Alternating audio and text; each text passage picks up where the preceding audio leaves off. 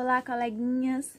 Para quem não me conhece, eu me chamo Andreina, sou da Uninasal aqui da turma de Aracaju e eu e mais 5 coleguinhas estamos aqui para apresentar sobre a história da literatura infantil.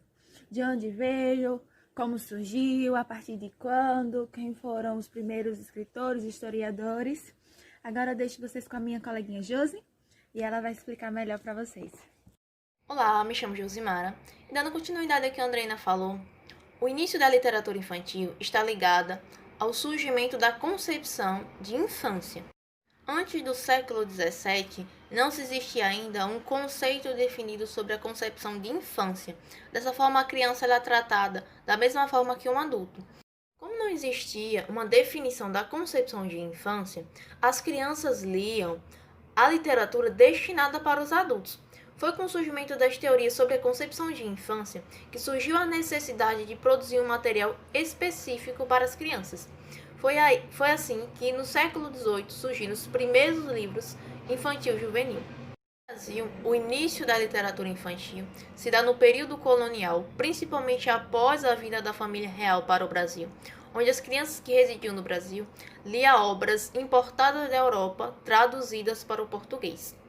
No século XX, há uma reação nacionalista, onde os escritores e artistas motivam-se a enaltecer a pátria, a flora e a fauna nacional.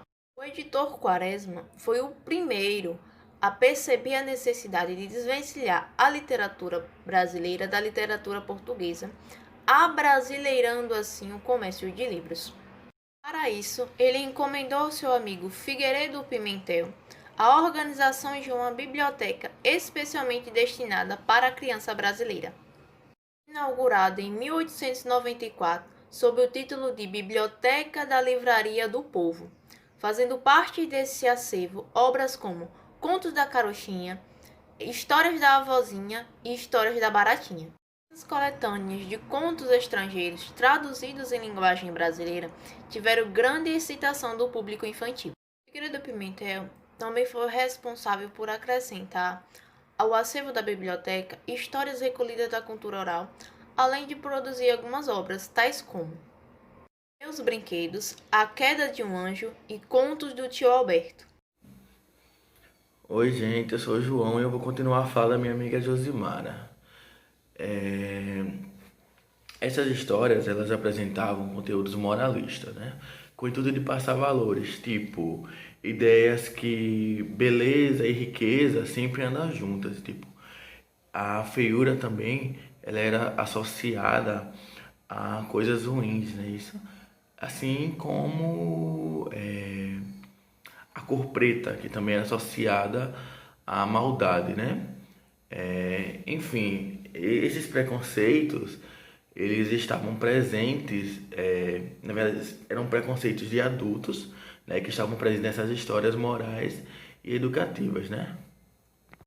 Eu ainda posso citar obras que marcaram a história do autor Carlos Jansen, como As Viagens de Gulliver, Dom Quixote de La Mancha, As Aventuras Pasmosas e Mil e Uma Noites. Oi, gente, dando continuidade ao trabalho do meu amigo João, vou apresentar a vocês esse homem aqui. O nome dele é José Bento Renato Monteiro Lobato, mais conhecido como Monteiro Lobato, considerado por muitos homens críticos um homem à frente do seu tempo. Considerado pelos críticos o precursor na literatura infantil nacional, Monteiro Lobato influenciou outras pessoas a escreverem do seu gênero também. Quando falamos em Monteiro Lobato, logo nos vem à mente Sítio do Pica-Pau Amarelo, com personagens que marcaram a infância de todos até o dia de hoje. Muitos personagens ficaram conhecidos no país todo, porém, esse daqui, Jeca Tatuzinho ou Jeca Tatu, foi um personagem polêmico, pois criticava as lideranças políticas na época. Jeca Tatuzinho era uma espécie de folhetinho que na época contava a história de um rapaz chamado Jeca que foi curado de uma doença chamada ancilostomose. Seus livros apresentam lições, personagens fantásticos, questionamentos e irreverência, e crítica também. Através dele, foi possível que a literatura infantil chegasse ao Brasil e se expandisse de uma forma tão maravilhosa.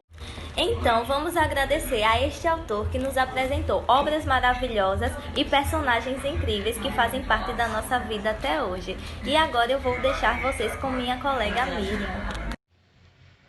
Olá pessoal, meu nome é Miriam e eu vou dar continuidade ao que minha amiga Juliana estava falando. Muitos dos personagens de Monteiro Lobato se tornaram eternos conhecidos do público. O Jeca Tatu gerou muitas polêmicas entre as lideranças políticas.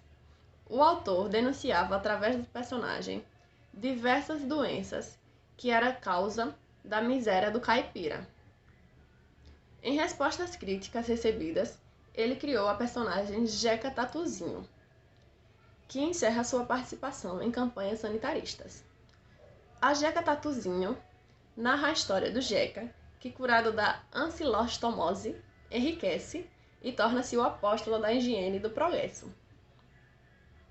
Monteiro Lobato, aproveitando a popularidade do personagem Jeca, forma aliança com Fontoura, transformando seu texto em peça publicitária do biotônico Fontoura. A última aparição do personagem Jeca, renomeado posteriormente de Zé Brasil, ocorre no horizonte do modelo econômico brasileiro, da propriedade da terra, da questão rural, da política agrária e das organizações de esquerda. Depois do Jeca Tatu, a grande criação de Lobato é o Sítio do Pica-Pau Amarelo, que começou a circular em 1921, com a publicação de A Menina do Narizinho Arrebitado. Com o sítio, Monteiro Lobato inicia a literatura infantil brasileira. Monteiro Lobato investe em personagens cujas ações são tomadas pela curiosidade, pela imaginação, pela independência, pelo humor. Preocupado em saber se o público gostava de seus textos, Lobato discutia com sua esposa, com seus filhos, com seus amigos. Ele também incorporava muitas vezes informações que coincidiam com o currículo escolar. Alguns dos seus livros são A Escola Alternativa, onde Dona Benta desempenha a função de docente, principalmente na produção dos anos 30. O sítio se transforma numa escola, onde os receptores aprendem gramática, matemática, geografia, história e até noções de uma política nacionalista de petróleo. A escola recebe críticas impiedosas de Lobato. Seus livros apresentam lições, questionamentos, ironia e também apresentam elementos fantásticos. O autor transcende os limites do ruralismo, transfigurando o sítio em território livre, onde tudo é permitido. Ao trazer personagens de contos clássicos consagrados para seu enredo, o autor, já no início do século XX, fazia o que hoje se apresenta como característica pós-moderna. Oi pessoal, tudo bom com vocês? Eu me chamo Felipe, sou aluno do curso de Pedagogia do sexto período do Centro Universitário Maurício de Nassau, Aracaju, e estou aqui hoje para falar, dando continuidade à fala dos meus colegas, sobre o conceito de literatura infantil, um conceito que é bastante discutido na atualidade, pois alguns acreditam que a literatura infantil ela deve ser objeto de estudo a partir da necessidade do próprio leitor.